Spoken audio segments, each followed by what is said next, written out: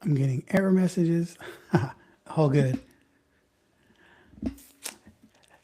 Hey, so good to see you here on another Gain the Edge High Revenue Business Insights Strategy Business Briefings here. We're going to come at you here weekly here and with the main focus for founders in business who are growing and scaling or trying to grow beyond yourself. You're needing to make sales, but you are directly involved in all the sales process. You're either part of the lead generation, part of running the sales calls, or trying to oversee and run and lead a sales team. Any of which case, you're the bottleneck because that's not what you got in business to do. We run a sales focused organization, and that's not what Cindy and I are focused on spending our time on, right? So it's not, if you got in business for any other reason besides making sales, then it's time for you to start doing that. And we are here starting the month of March and already 2 months down for 2026, which is insane. Type in the chat if you're dialing in live or on a recording, and where are you with regarding your targets for 2026? Are you ready on point? Or are you ready there? Do you see that you are already behind because you haven't started your initiatives? Are you still doing things the way that you were last month, last quarter, last year? And we don't want that to be the issue for you. We want to make sure that you are winning and that you are making sure that what's happening, that you're progressing and moving with what's going on in the marketplace. Because if not, you're going to be left behind. And it's not complicated, it just requires serious attention and focus. So we're just going to have some simple, quick engagements here. Who am I? I'm seeing a chat. I'm trying to find my wife here. She's supposed to be on this session with me, but she was in she was in the break room taking care of some business here, so she may not be joining us today. However, one thing I want to preach to you is the importance of recognizing that you're building a relationship with your audience. You're not building a relationship with an avatar, right? Your avatar is is who you're most ideally suited to serve. But every avatar, no matter how refined they are, everybody is on a bit of their own journey. And I'm going to share with you a quick example of what that looks like. How does that even show up? What do you mean is everybody's on their own journey? Well, I want to explain that perspective to you. And we have a concept that we call buyers, leads, and subscribers. And it's under our heading of mining for gold, which is our theme for this month. And here's the concept of mining for gold. You have gold all around you. You have revenue underneath you. You have revenue in your pockets. It's in your business. It's in your list. It's everywhere. You just haven't slowed down enough or put in the tension of putting the right strategies, processes, and systems and design in place so that you are serving people in the capacity, in the lanes that they're in, so that you're showing up as the expert that they need in the moment that you need them. And so, as with the concept of buyers, leads, and subscribers, and this, I'll get my screen shared up here. With buyers, leads, and subscribers, the concept is most people think that buyers, leads, and subscribers are the same. It is essentially one person on one journey. And the reality is, a subscriber is on their own journey. The leads are on their own journey, and the buyers are on their own journey. They will intersect the better your design is. But what happens is everybody in those three lanes they're on a different journey, and so they act differently, have different behaviors, different signals of letting you know that they are engaged and fulfilling, because everybody has a role to fulfill. Bringing clients through a prospect journey, a buying journey, is not just your job. It's your job to lay the path and make sure you design a structure that incorporates them, right? So wherever you are right now, it's like our job is to make sure we know where you are and what you're looking for and what you're trying to do. And make sure to please type in the chat, wherever platform you are watching this on, give us a thumbs up, give me a like, a heart, a share if it's relevant and valuable. And let us know how this resonates with you. I want to know from you, do you treat all of your lists the same? And even though it may not be an intention thing, because you know they need to be treated differently, but you're treating them the same. And this is not about segmentation as much as it is understanding the phases of the journey that people are in, and then controlling the journey as much as possible. And when you have a subscriber, if I can get my screen pulled up correctly here. There we go. Come on, baby. Okay. I don't know why I can't get this sucker to show up, but that's all right. I'll get it for you. There it is. I think I've got the right one now. Okay, so the concept here, oops, let me move that. All right, is regarding your buyers, leads, and subscribers. This is an example of what this looks like. Okay. I have this set up here in Tron so that you can see clearly. They're on 3 separate lines. And we're going to break this down further in next week's training, but on the next live. But a subscriber has its own set of behaviors. And when they come in, typically a subscriber has only literally expressed mild interest with no commitment. They've demonstrated no real commitment that they're trying to solve a problem. They've only demonstrated that what you're doing is interesting. Your job is to get them to take action on interesting to turn it into I'm exploring a solution. An example of that is a subscriber will click on a video and watch.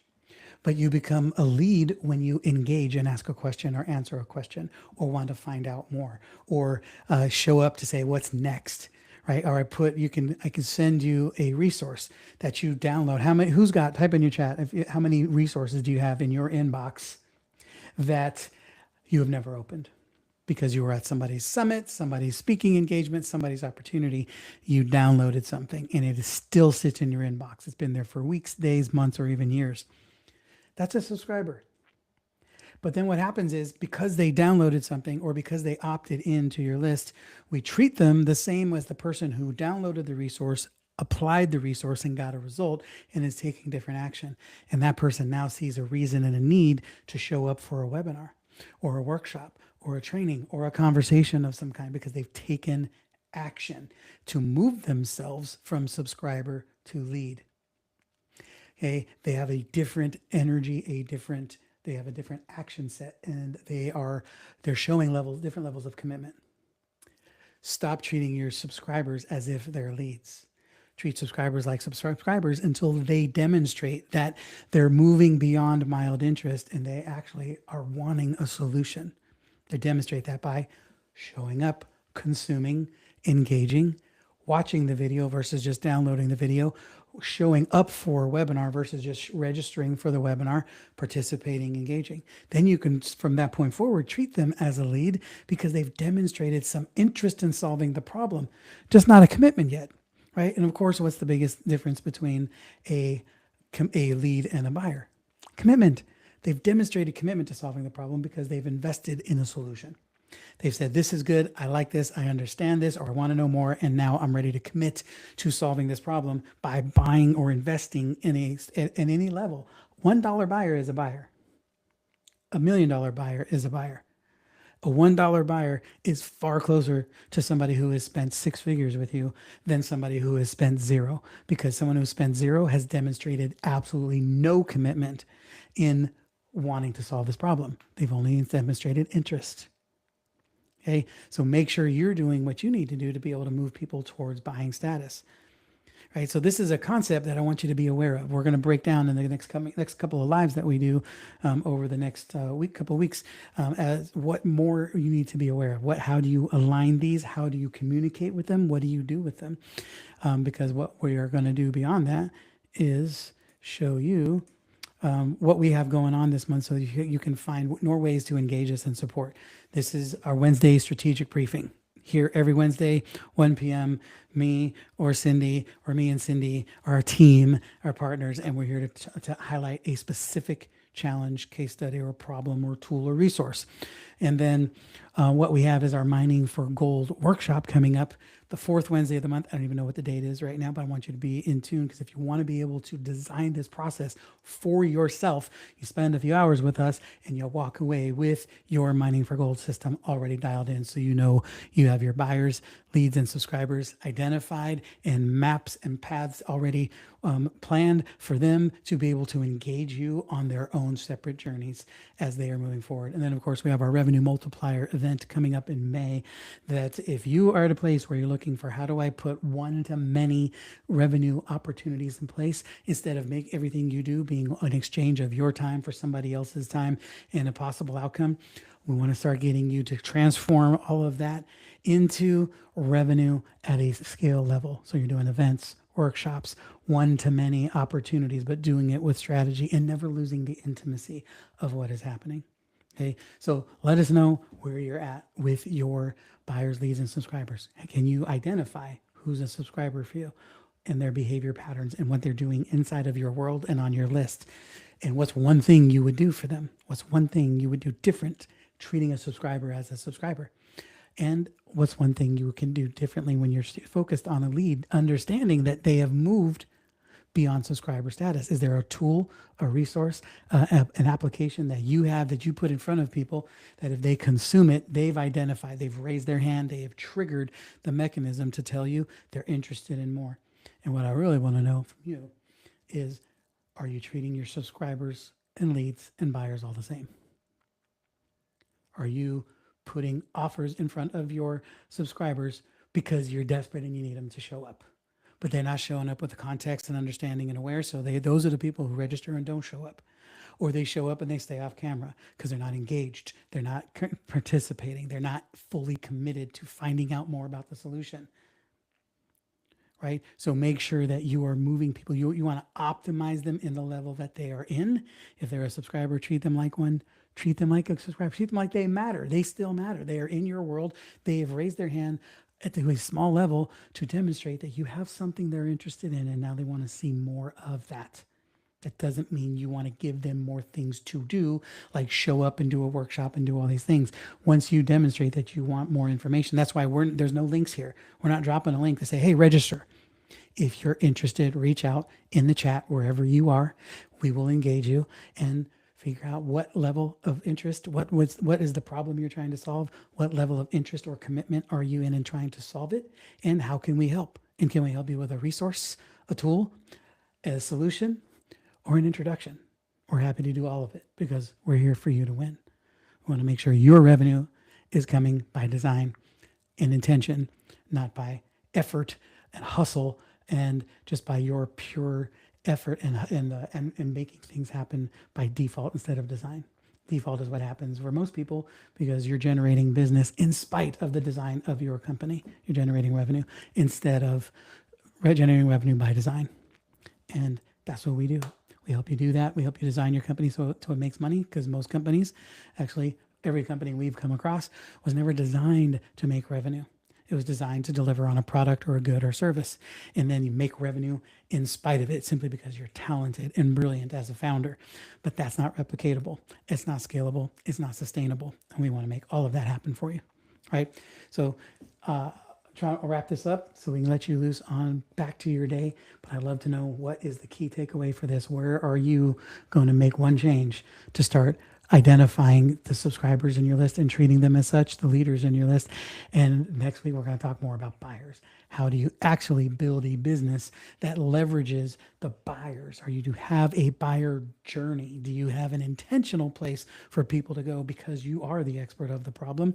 Or do you just randomly sell them stuff as things come up, as you think of things and as they need things, which is better than nothing. But that's not how you build and grow by design.